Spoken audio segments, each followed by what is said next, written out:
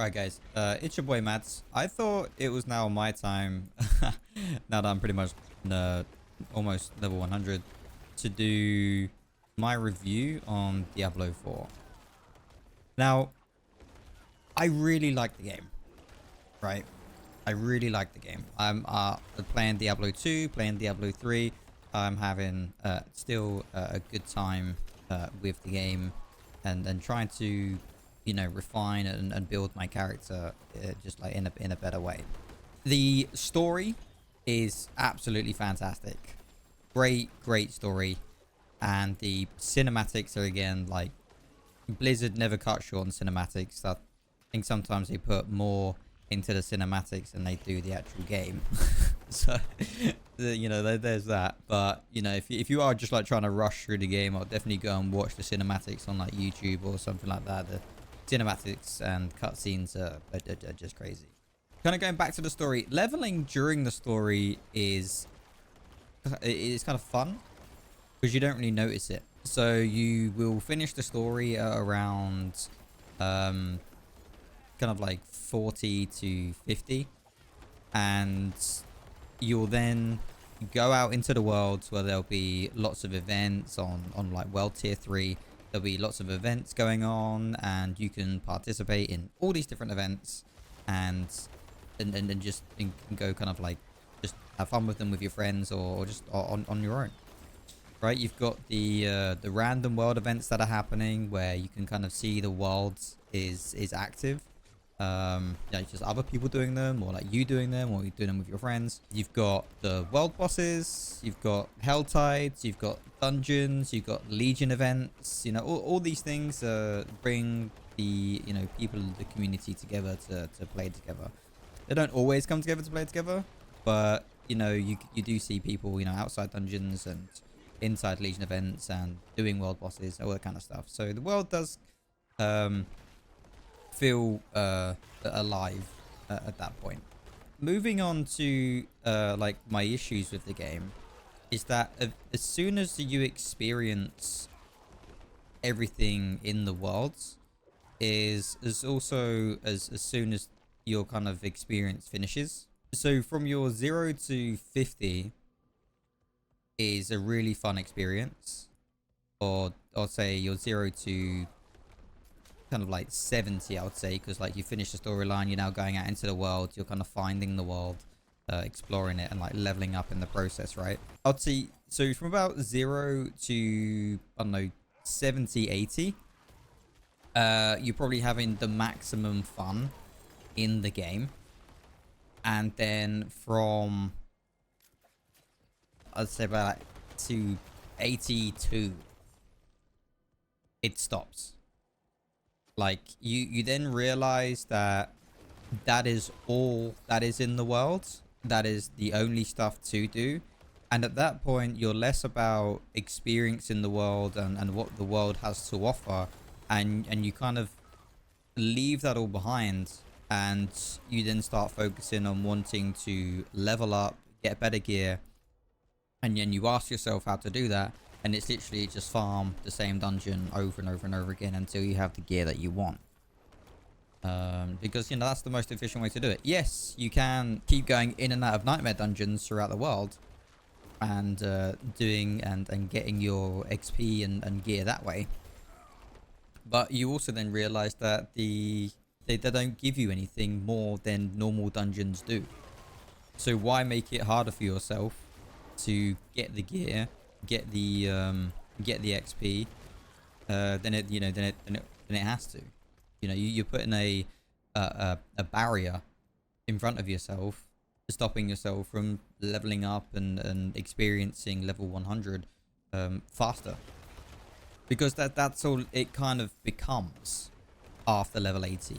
It kind of just becomes either you want to get a full build, which you're going to need to do to get you're going to want to do through dungeons, or you want to hit max level, which you're going to want to do through dungeons. So there's no real like other way to get there.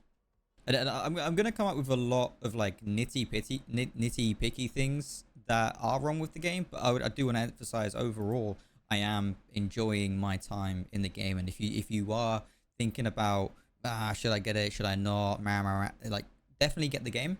I've seen quite a lot of people that have never experienced a Diablo style of game before, and they've jumped into it and they've really enjoyed it.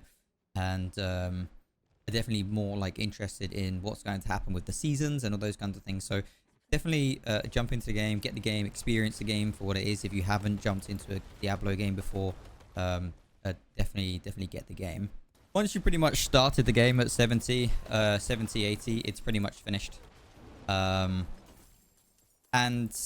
this game is supposed to be designed for the casual, the more casual player base, but have designed the game in a way that it doesn't actually kind of like factor them in. And I say that because it takes an incredibly long time to get to level 100. And if you're only playing the game for a couple of hours a day, you're never going to reach level 100.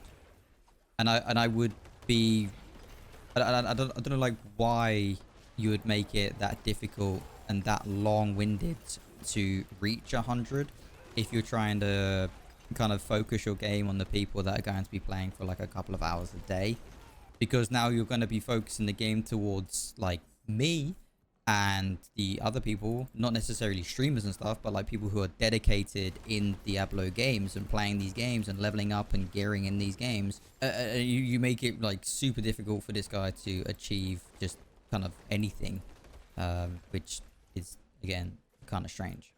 Then moving on to like the skill tree and how the game kind of works and how you get money throughout the game as well. I've had a lot of people kind of ask, well, like why is it so difficult to get these resources? Why is it so difficult to get things within the game if it is, you know, supposed to be built for the casual player base? Why is it so difficult to get this stuff? And that, you know, that's a very interesting question. You know, why is it so difficult if the game is built for someone to be on for a few hours a day? Why is it so difficult for this person to be able to level and get progression within this game? Because that person is going to run dungeons and stuff like that and trying to start to speed run the game and trying to do efficient things, which means he's going to run the same dungeon over and over and over again until he gets what he needs. And do you think he's really going to start looking forward to the fact that he's not going to be leveling up every time he jumps online? And I would say no. You know, and I think that's where that player is going to potentially stop playing. On top of that, it makes it very hard for players in general, whether hardcore, softcore, or just like any type of, or like hardcore fans of Diablo, like long time players. It makes it difficult for anyone to get the gear that they want and to get a build together and to then adjust that build once it's kind of running, because it's so expensive resource and gold wise in order to change that build, that thing within their build. And they may even think that like, no, I actually can't be asked to come up with my own build, so then I'm just gonna look one up because my current build isn't working. So I think that's kind of very detrimental to the game to get people to experience getting the loot, because then you're going to start looking at the loot and be like, okay, this isn't actually going to go, or this doesn't match the build that I'm looking up, so therefore I don't need it. So then they just get rid of it, right? They don't try and play with builds themselves because it's too expensive and too much of a ball ache to do so. You start taking the experience out of the game and being a Diablo player. And you're just like carbon copying builds, and that takes the fun out of the game as well, right? That just takes the fun out of the game. So I would like them to make really more friendly. I mean, because if I come into my skill tree, I can refund all my points here, but this doesn't refund all my Paragon points. And do you think someone that is trying to play and test a build that they're trying to create and make kind of like their baby has the hour that they have to play this game going to reset and repick this entire skill tree, because it'll take them an hour to take everything off, and it'll put them another hour to put everything back again, or maybe even more, because they're trying to figure out what they want to do again. You know, they haven't actually played Diablo in that day, so they almost have to go online onto like max roll or something like that to pull together someone else's build that they kind of look similar and use that, or they go onto max roll and try and make their own build on max roll and then bring it over to Diablo, when all I want to do is do it in the game. Because if I'm sat here, yes, I am going to be streaming for the next 6 hours. Yes, I am going to be playing the game after that as well. Yes, I am going to be making videos on this game as well. So I have the time to make this, but doesn't mean I should spend the next just because I have the time to spend the next 2 hours to reset this skill tree and figure out where I want things to be, doesn't mean I need to.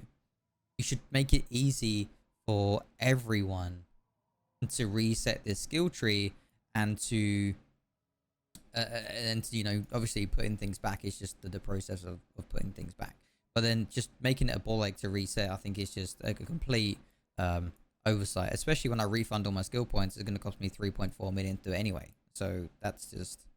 Then I mean, the loot situation in the stash has always been an issue. You know, everyone hates it. I have no idea why you design your stash like that, but what I need to keep kind of doing to myself, I need to keep bringing myself back, because obviously, like, the more you play the game, the more you'll find out what's wrong with it, right?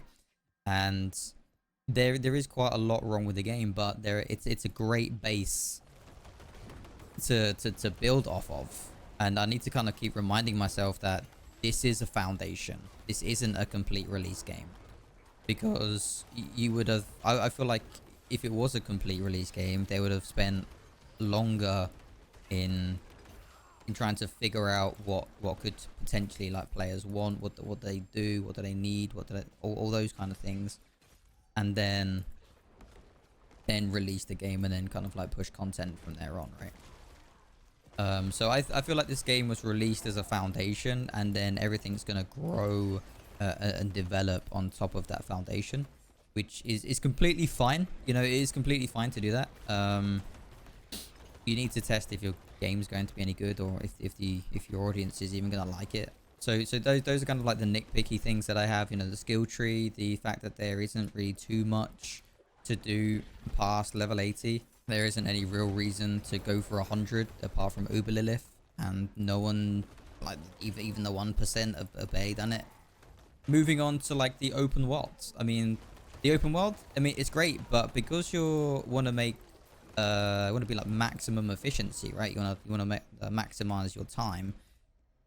You're just going to be sat probably doing the same dungeon like what I'm doing, just over and over and over again, until you get the gear that you want, and that you can kind of like progress with, or try and build towards a goal with, right? Or get drops.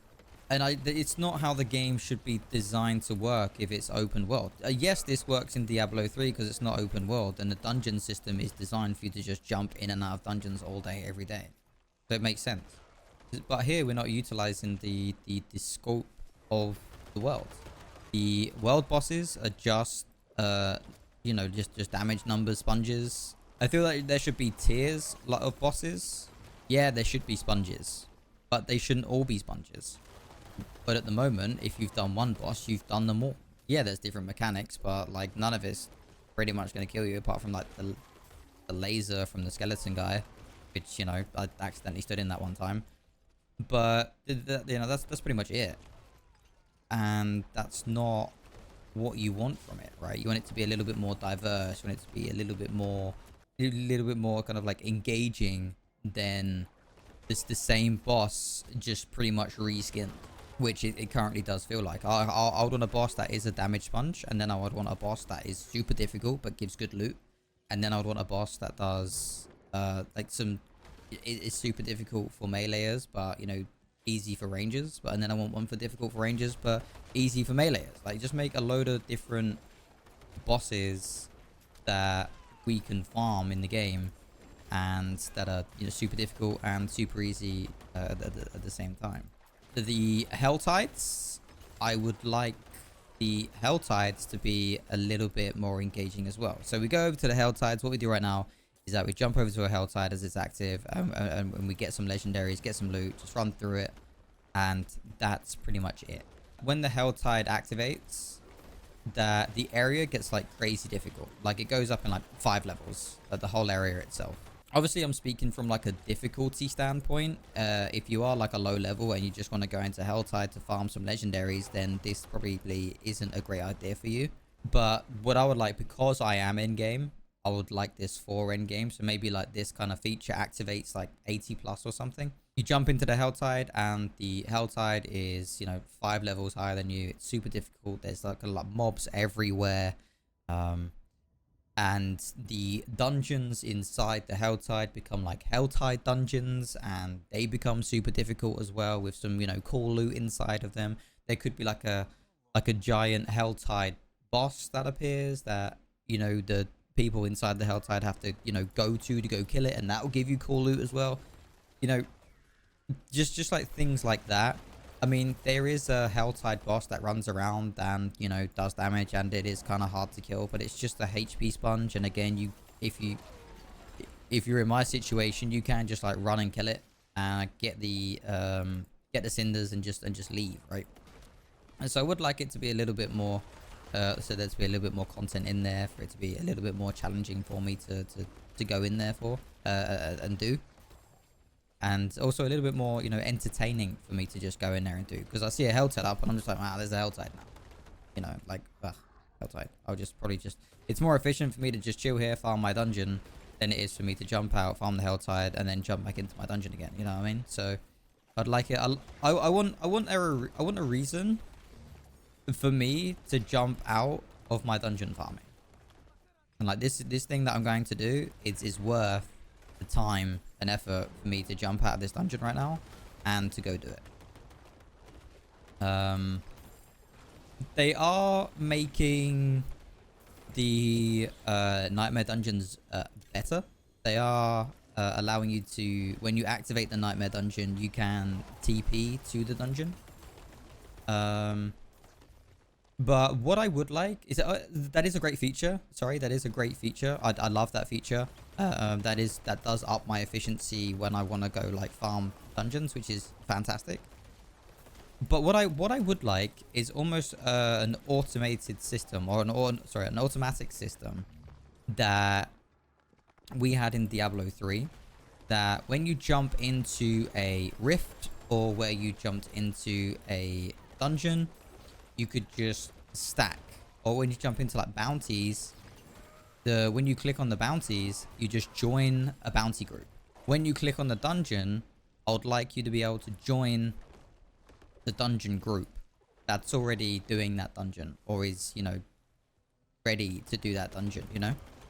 And I think that gives more of a reason for people to squad up and then to level up faster.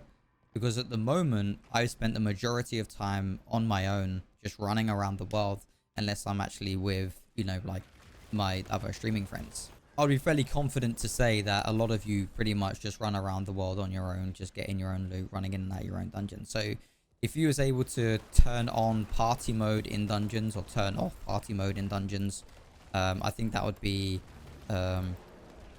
beneficial, especially at the start of the season anyway.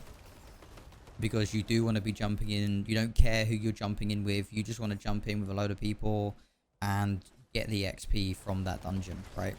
And again, just have the option just to turn it off if you don't want it, right? Because I don't think it's that difficult. There's some jankiness, obviously, like with the horse. If you know, you've probably experienced this, where the horse just gets stuck on like just random things, which, you know, isn't always fun to just get stuck on while you're running from point A to point B, which again makes it more efficient just to jump into the same dungeon and just farm that. Because, you know, you're not stuck half the time, and because it's such a giant world as well,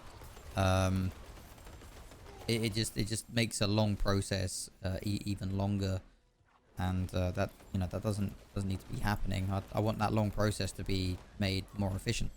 Some of the legendary aspects as well, right?